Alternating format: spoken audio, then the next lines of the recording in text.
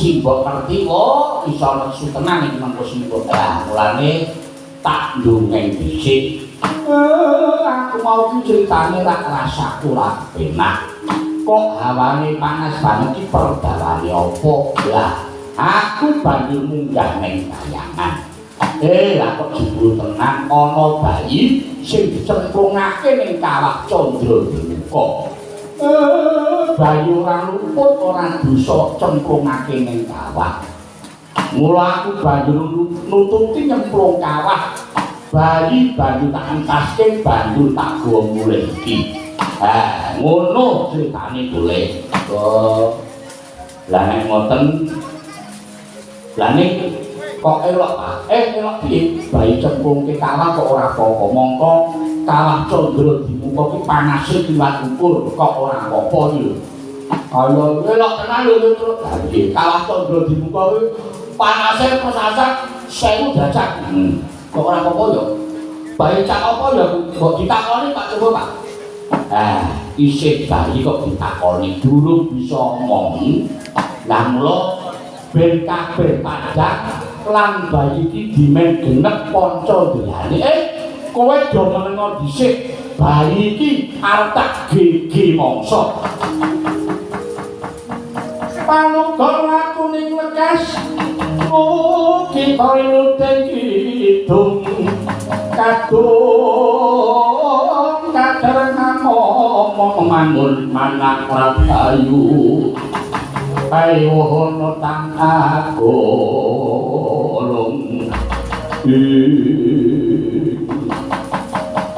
Kyai Nayantaka najan tata gelar amung blajating pamong nanging saiki menika diwongi jawantah lamun wis dumuk marang kunjunge tegese bakal ana parigawe saya manteng panejine sang jaban sigra diniki mangsani lakwancine kaya ana pedhot ngempuk sang jaban saya mekar tumangkar Gus Katon Joko Tumaruna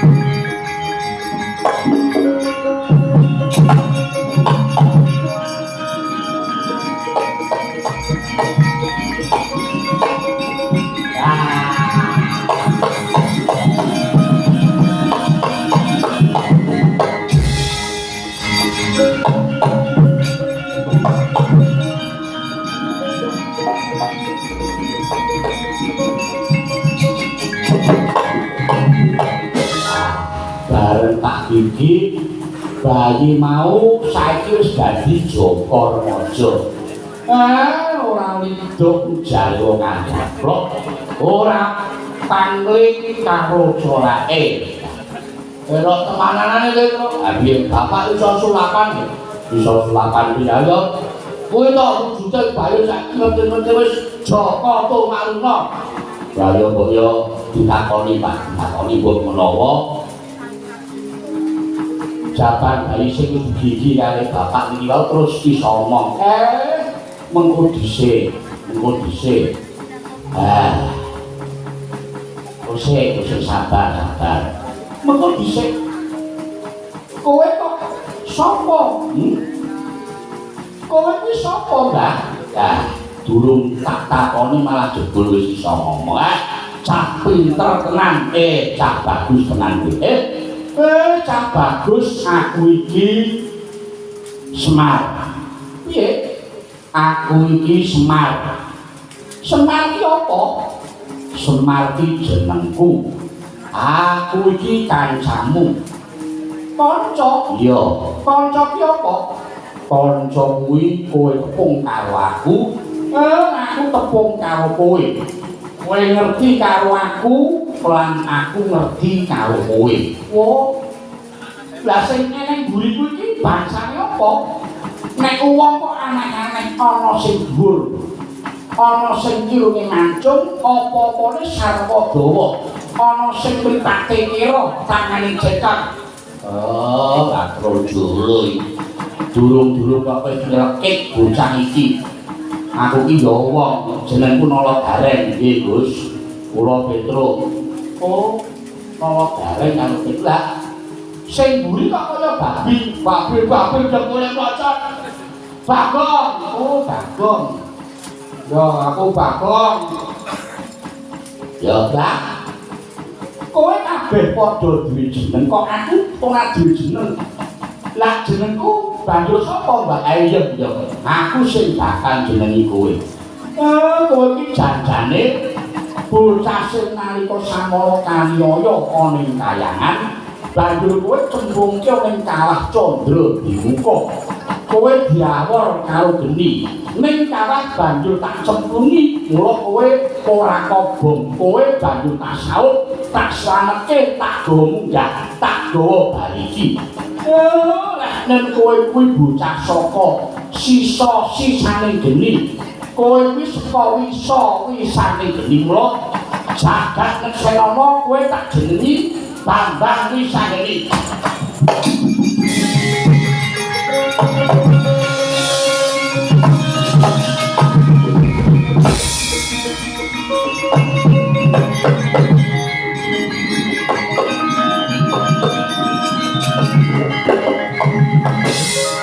Jenengku Bambang Wisageni. Ya, kowe Wisageni tekstil, kowe kuwi dumadi saka wisane geni. Oh iya, lah terus sing mijek ngaku, sing lairake aku sapa, Mbak? Bapakku jenenge sapa? Lan biyoku jenenge sapa, Mbak? Nek kuwi aku dhewe ora ngerti. Wong ngerti ku kowe iki mung bocah saka kawah. Lho, mongko aku mestine duwe wong tuwa, ya kuwi bapak biyung. Kaya anak-anakmu iki nyebut kowe muni bapak. Lah terus aku banjur nyebut bapak karo sapa iki, Mbak? Tanggung jawab lho, Pak. Judeg iki nang ngene bapak. Wis saiki ngene wae. Wis saiki apa, Mbak? Kowe saiki mangkat ning kayangan bae. Takokno karo dewa-dewa. Piye? Takokno karo dewa-dewa. Dewa ki apa, Mbak? Dewa ki gedhe tur dawa. Kandhane yo angel temenanan iki. Dewa ki pokoke kowe lunga karo aku terus jajake karo aku. Dewa ki pokoke kowe nyerah karo aku terus kowe nyawar karo aku ku jenenge dewa. Kowe ki mau pikirane kok ning arep saweran. Ha kowe cek mau sindan-sindan do duwe. Keres aku lan duwe. Asem temenanan kok. Lah. Dewa ki kitane piye, Mbak? Dewa kuwi titikane sandangane pati biar gumuntang tanpa cantelan. Ketoke ngadeg ning ora nambah lemah. Oh, lah terus yen ketemu dewa, aku kudu kepiye? Ditakoni. Ngerti karo bapakku lan ibuku apa ora? Nek upamane tak takoni ora ngerti, banjur kakake nek ditakoni ora ngerti, mantaboki mangan tempo. Nek ora ngerti, taboki. Lan jatuh yo, ngono atak makane tak tabokane para dewa.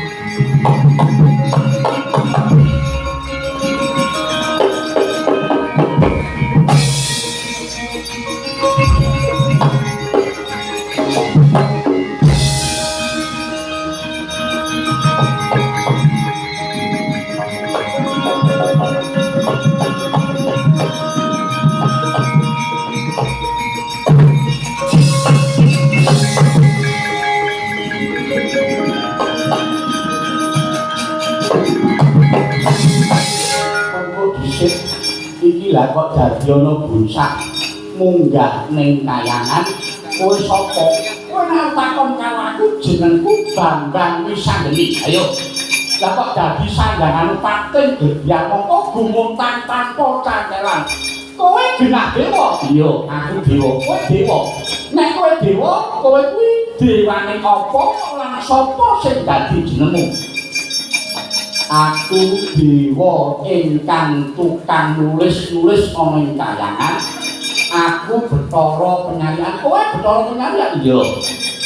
Kowe ngaku dewa, yen ngono kowe ngerti bapakku sapa, ibuku sapa lho. Bocah iki kepiye to? Aku ora ngerti. Sing mijekke kowe sapa, lan ibumu sapa, aku ora ngerti. Wah, lah dewa kok ora ngerti iki, lah kok tak tabrok.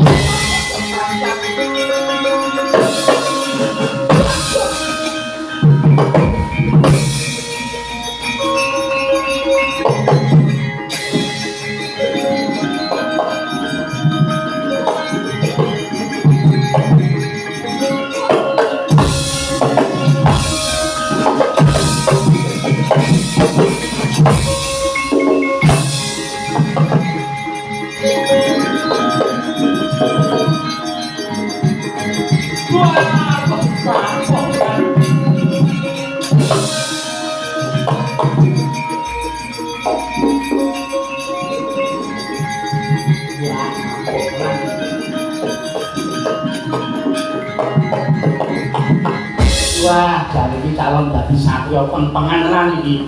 Wah, jan Ndara Wisanggeni iya kok. Nika wau sing diajar iki wau Ndoratawa Bathara Penyarian. Nika nek teng kayangan bapakne dadi sekretaris. Tukang ngecak-ngecak. Tukang ngetempeli tukang ngetempeli. Tukang iya lho sing ngecak lho ditok-tok. Ya pokoknya sekretaris ngono bae. Lah kae sandangane ya pating gebyar kowe. Pating gebyar mongko nek iki rada gagah oh. Nika jenenge ora kaya Bathara Indra Baratalen. Yo Bathara Indra. Kae nika dewa mantakoni bapakku sapa, ibuku sapa, nek ora ngerti takut yo.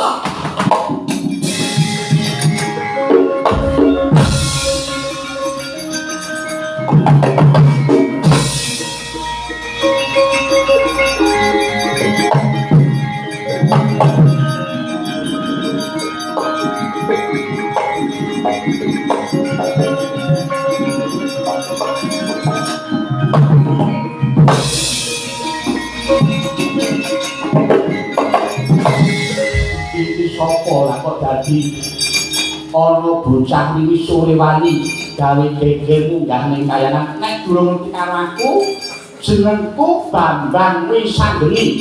Bambang Wisanggeni kowe sandhangan pating gebyar. Cetha nek kowe dewa, ya aku Bathara Indra. Bathara Indra ya. Kowe dewa kuwi caksana tur ngerti sadurunge winarah. Ayo, yen pancen dewa kuwi caksana bisa maca nganggo netra batin ora ganti aku tak takon bapake Wisanggeni sapa ibune Wisanggeni sapa piye bapakku sapa ibune Wisanggeni sapa aku ora ngerti bapakmu sapa ibumu sapa lah dhewe kok ora wis kita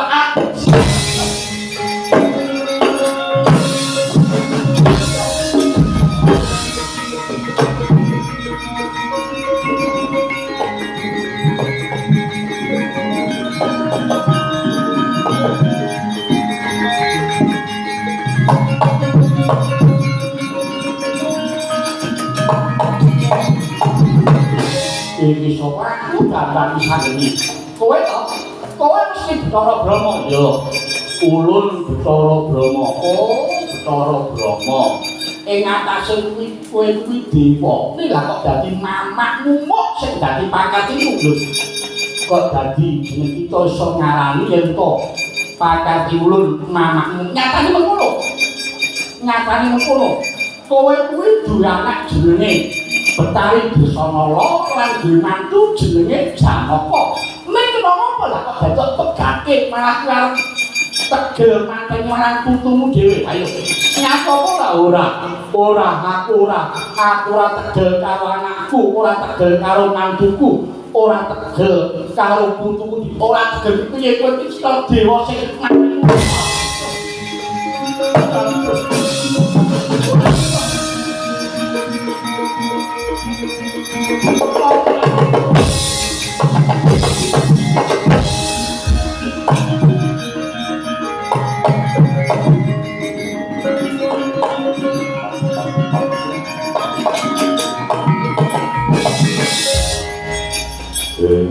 ora kok ana bocah gawe geger aku bakal bisa iki.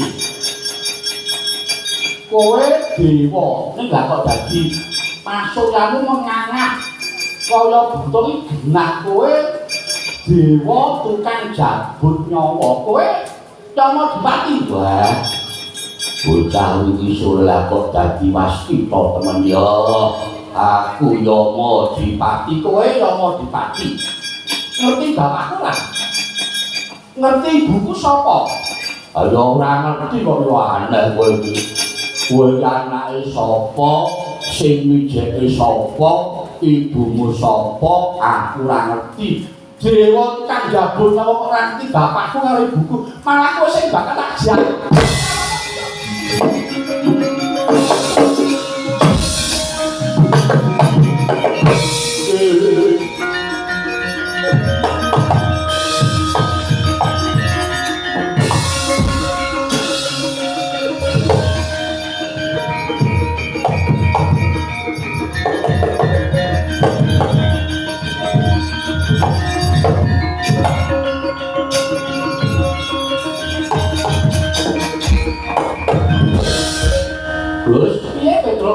iki dewa-dewa kabeh panjenengan ajane niki ngati-ati lho. Ngati-ati petuk piye?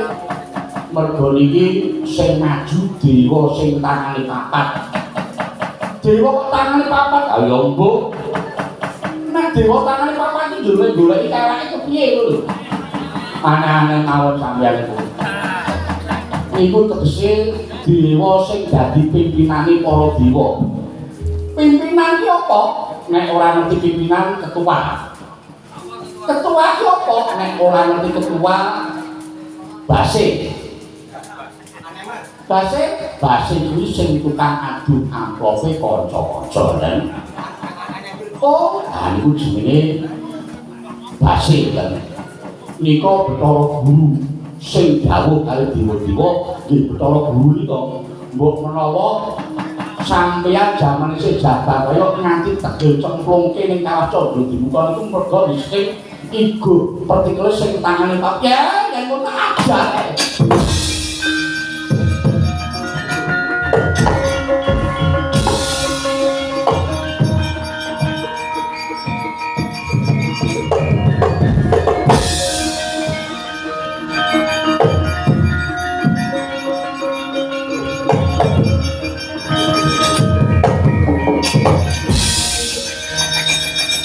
Yatra sang Buddha guru kula yen amutu sosasi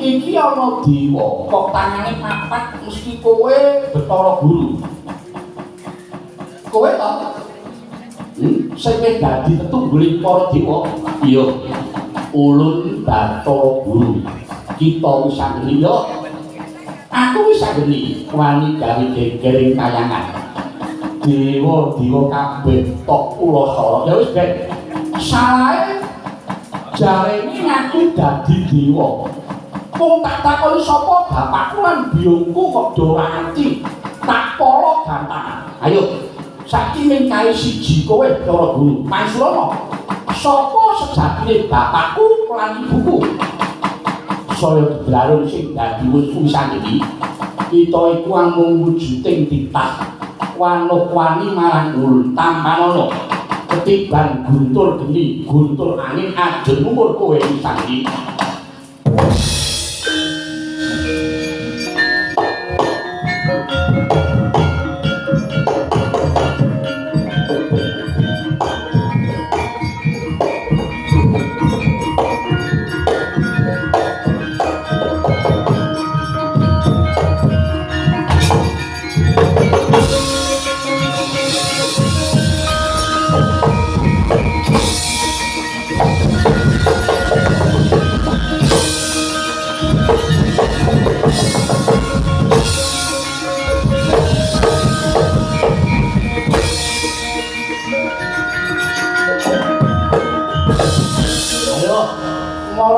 badhe suntaken gamanmu Bathara Guru.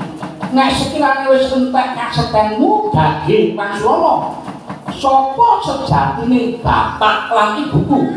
Prasajan wae ulun mboyak ngerti. Oh, jare tungguling para dewa kok ora ngerti kelakon tak dalah. Yo nggih ulun ki mau mundur nggih.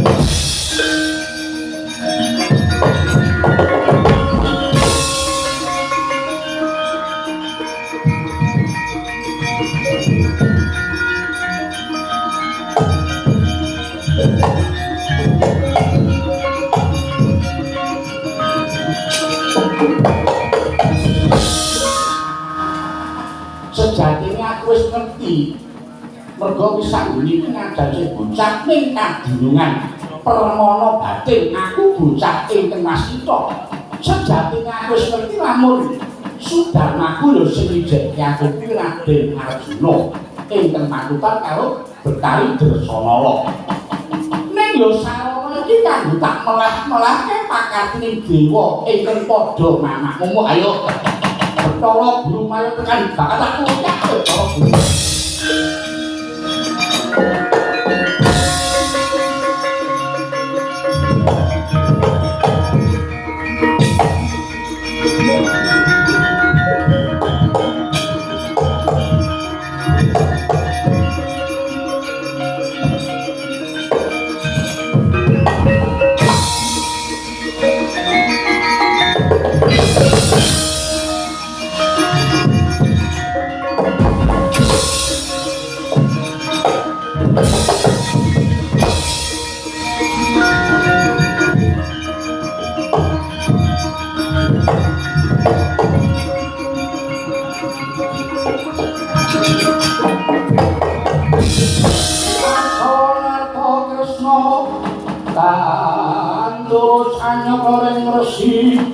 Ring Resi Janawisuta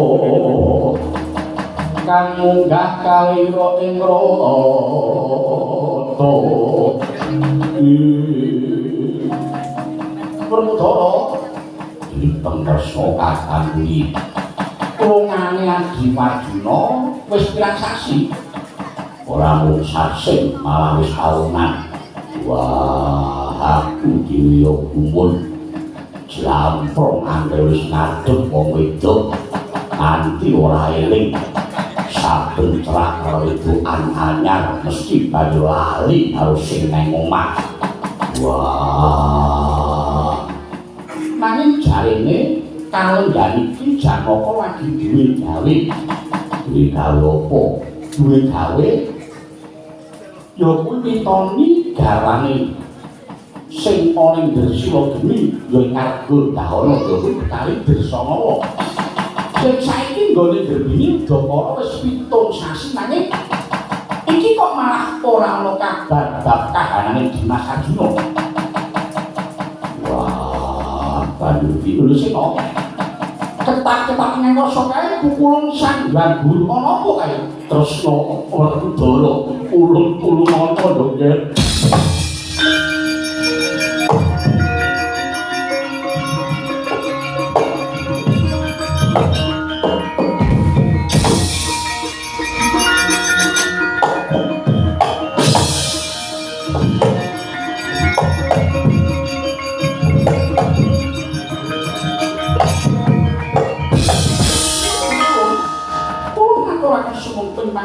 Ulun wah guru ateku sembahku tampanono ya Kresna lan Werkudara wis ulun tampa. Iya kemarin nepeki dateng ing mayapun Kresna kok sajak sumengko dadi ulun kalenggani iki ing kayangan geger ana bocah ingkang lagi ngancik remaja ngamuk punggung Suratantoba Nirbaya Nirwikara.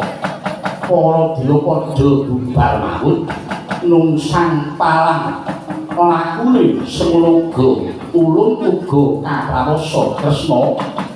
Ulun mundhut ulun nggir ulun dibujung-bujung bocah ingkang aran Wisanggeni. Ulun tulungono nggih dalah Inggih pun monggo. Lan sing nggak pun.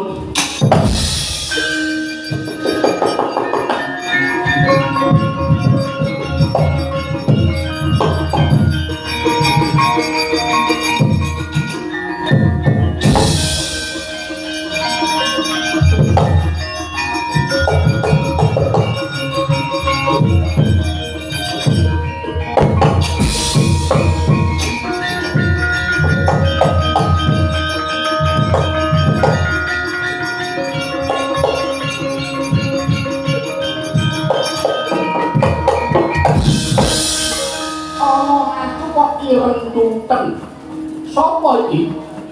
Kula sing mburi iki sapa? Ingsun Natandrawati Prabu Kresna. Iki adikku lanang jenengane Werkudara. Oh, yen ngono kowe uga klebu dewa. Dudu, aku dudu dewa. Wah, sajake iki bocah sing jeneng Wisanggeni.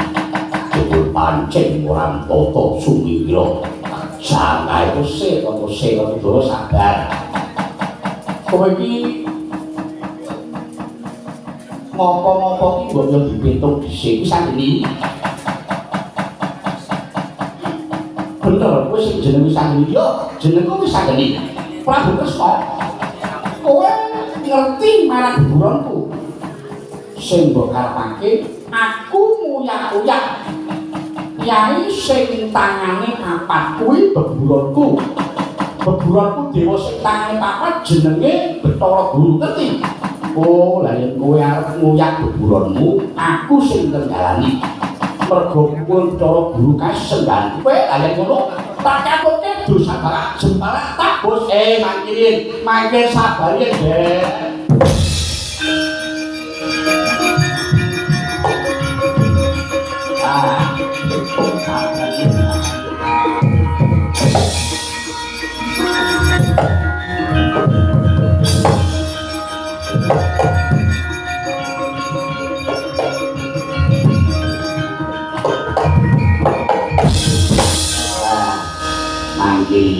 Mengko dhisik Ndara Wisanggeni. Aja tok penggak, Mbak, aja tok penggak.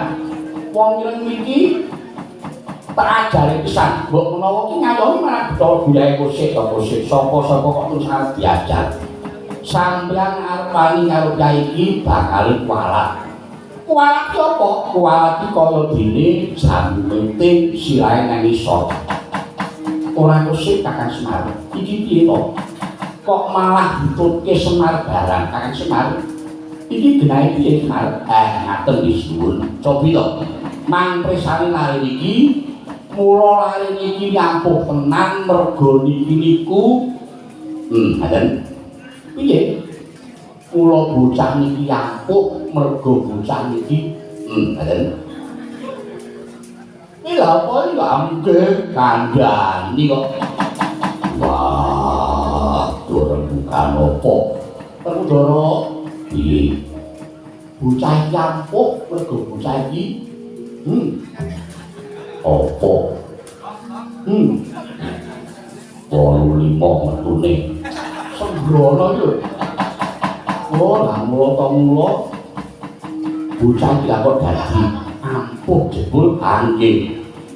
Mula yo jan kados ragine Ndara Werkudara niku Ndara Antasena. Lah prayogane banjur piye Kakang Semar pun?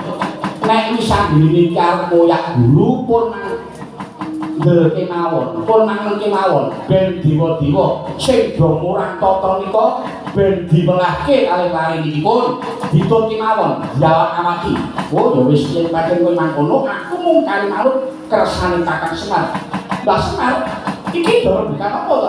Ora apa-apa wis kono uyaken Bathara. Oh iya yen pancen kowe manut uyake Bathara Guru.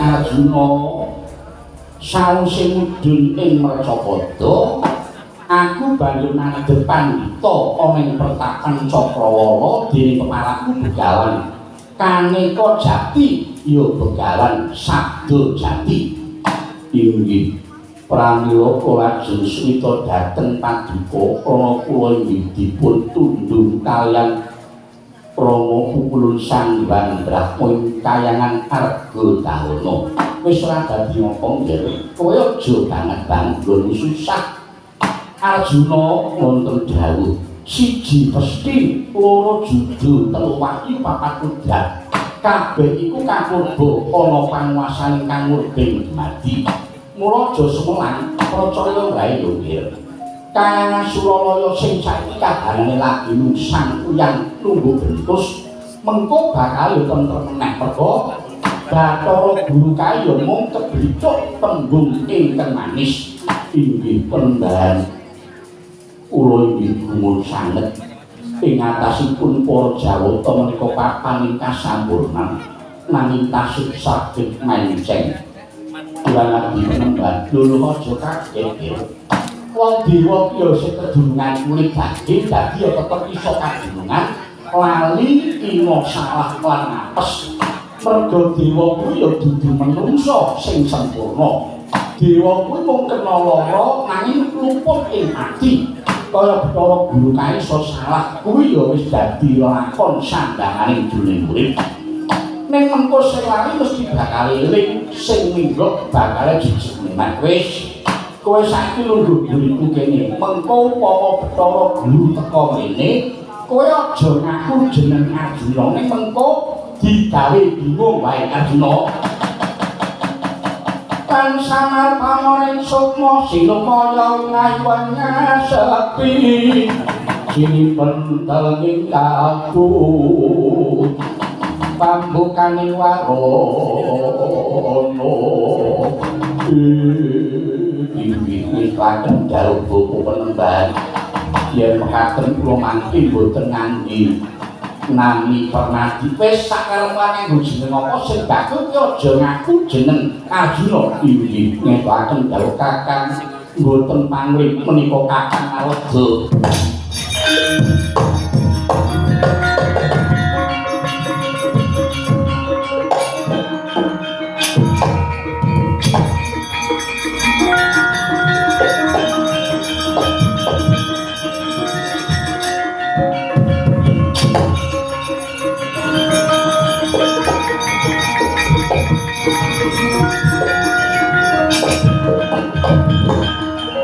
Kakang najan panjenengan niku amping-amping dados pendhita nanging kula boten mangling paduka menika Kakang Narada.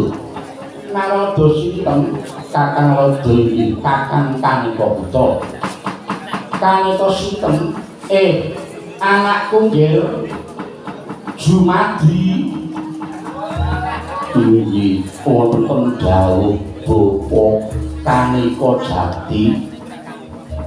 Lho, ana Kyai rawuh nang Pertapan Cakrawala kene kok nyebut ngarani yen jare aku iki Bathara Narada. Inggih kula piyambak inggih nuwun Bapa Resi. Iki malah Arjuna uga ana ing kene. Arjuna sinten? Kula menika sanes Arjuna, kula sanes Permadi, kula menika pun Jumadi. Kakang Narada mbok sampun damel bingung manah kula Kakang. Kula sampun nggono dhateng sedaya kalepatan kula Kakang. Kula nyuwun tulung. Kula dipun bujung-bujung kalaring ing